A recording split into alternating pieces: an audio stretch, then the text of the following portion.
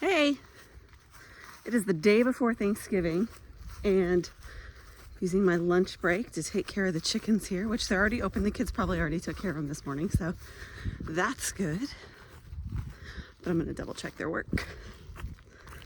So, let's see. Yep, they did plenty of food. I just needed to shake it around a little bit. Food kind of piles there, so I just give it a little shake. That takes care of that. All right, let's feel around here. No eggs, some poop, ew. No eggs, no eggs. Not surprised, not surprised at all. Because I'm just not surprised. Oh yeah, look. See how much nicer it is? Shade, the wind block. Oh yeah, Matt did put a piece of plywood that we had left from before we moved the coop. So he stuck it there to block that last little remaining bit of wind. It seems to be doing a really good job. So I'm gonna go out here and see what they're doing. And you know what? Before we moved to the coop, they had been laying eggs in all that brush. I think I pulled out like 15 eggs one day because I found they were all going down there. Look at them. You guys have food in your coop? And it's open. There they are. I don't see an abundance of eggs out there. The pond is frozen. And by frozen, I mean just oh yeah, look. This is where they dug out the, this is where our little mini deck is gonna be for the ramp to go out here. So we have the materials and it's warm out, so maybe we can get some of that done here soon. But anyway, the pond is frozen. I don't think anybody's been out here since it's been froze. You hear that?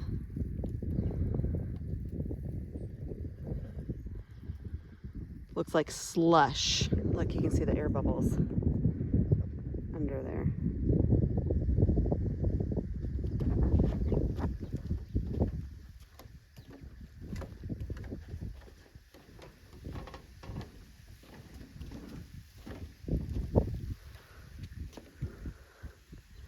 You have a really good idea. It's very clear here.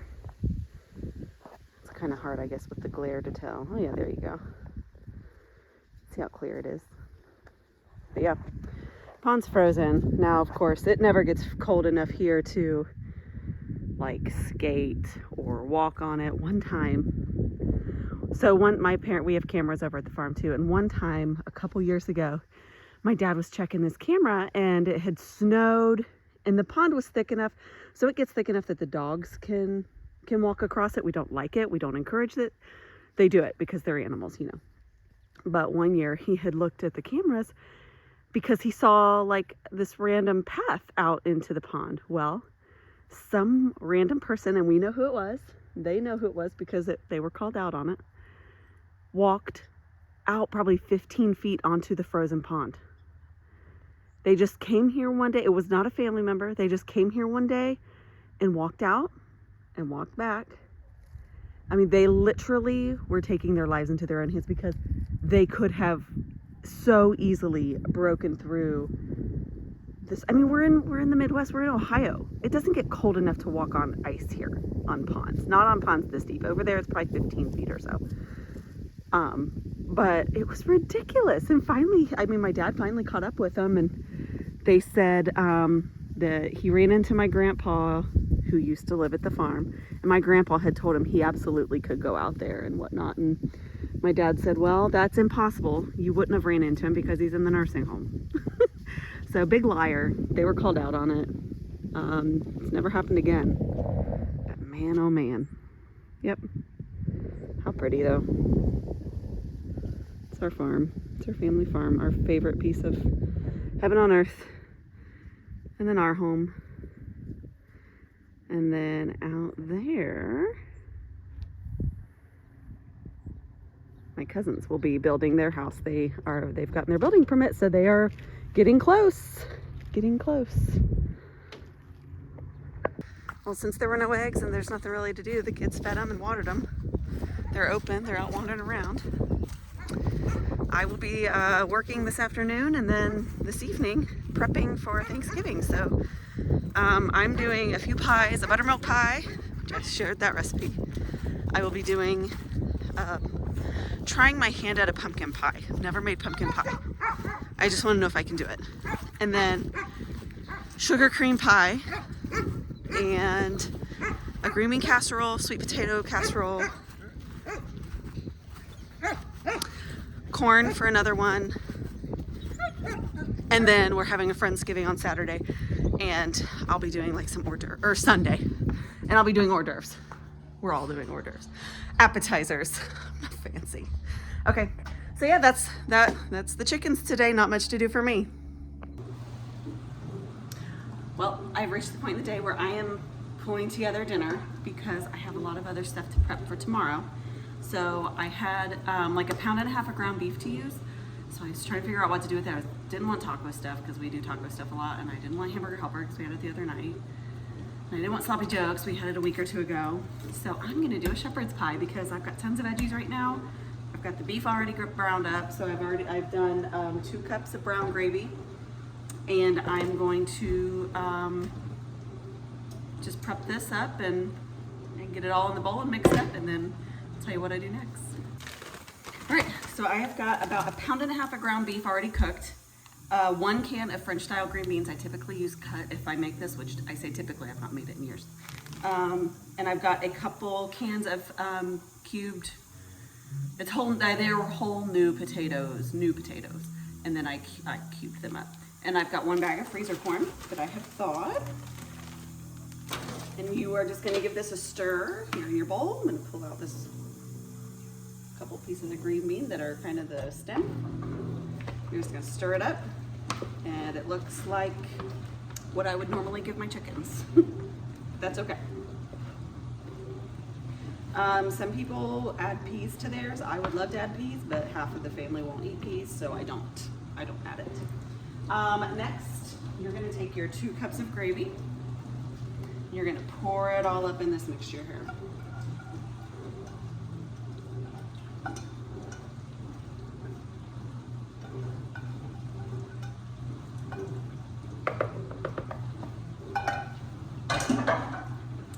You're just gonna combine everything here so it's kind of a gravy covered mixture, for lack of better terms. All right. Looks disgusting, which means it's gonna be delicious. So, okay, I'll take my pan, I'm gonna spray it. Then, I'm gonna just pour all of this in here. And then you put mashed potatoes over the top. So I did the cheap way out and did ready-made. So I cooked them already, so they were less, basically so that they didn't need as long to cook in the oven.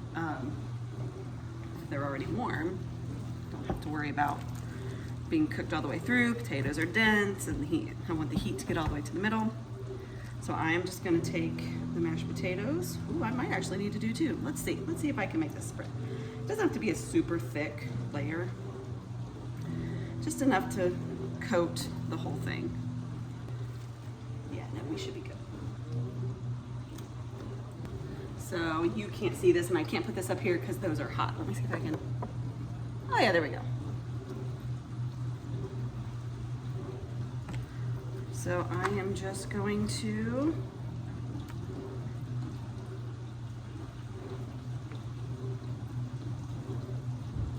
finish spreading my mashed potatoes around. Then I'm gonna take a few pats of butter, and if you want measurements, I would say maybe 4 tablespoons and just kind of pat it around a little bit, like cut thin slices and lay them around. Yeah, pat's not a really technical term. Pat butter. Just gonna do a little bit here, a little bit there.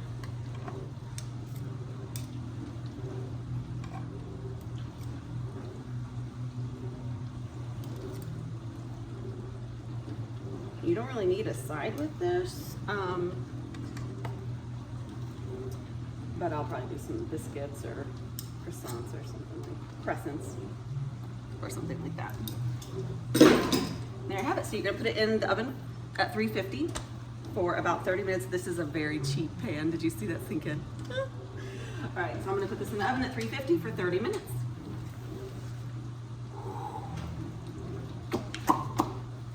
Hold the phone. That is way too. There.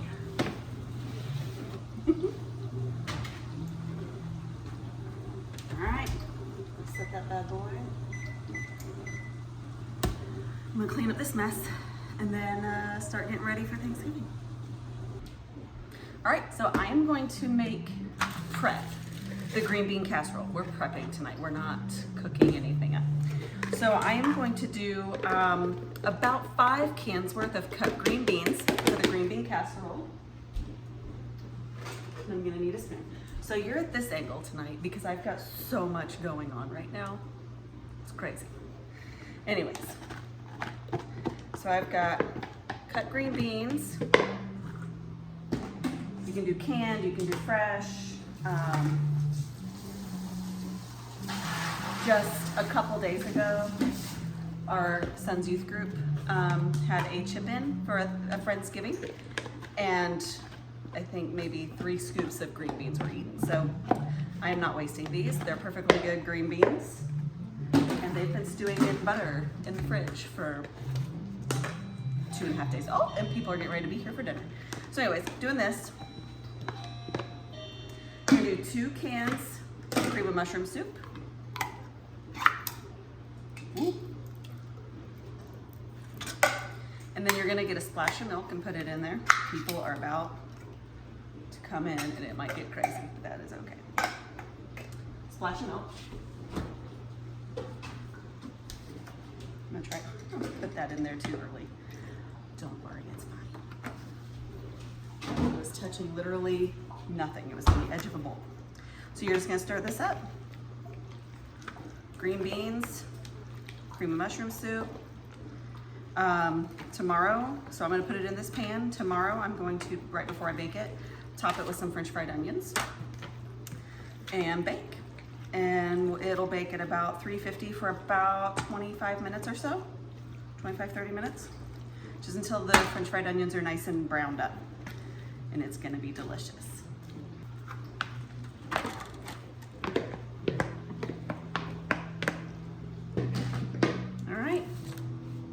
There's the green bean casserole. Like I said, I'm not gonna put this on there yet. I'm gonna do it tomorrow. So that's what it's gonna be, 350 for about 25, 30 minutes.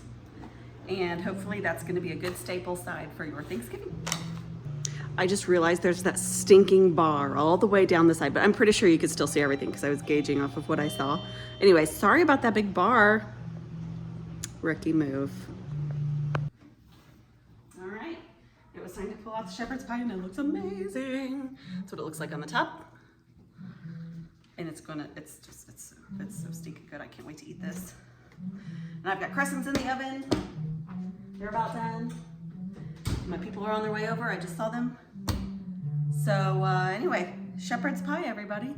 It's kind of like a pot pie, beef pot pie with mashed potatoes on top instead of biscuits.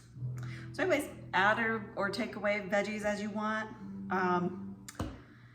Ooh, feel free to add like cheese. Cheese on top would have been good. May have missed the boat on that. All right, well, enjoy.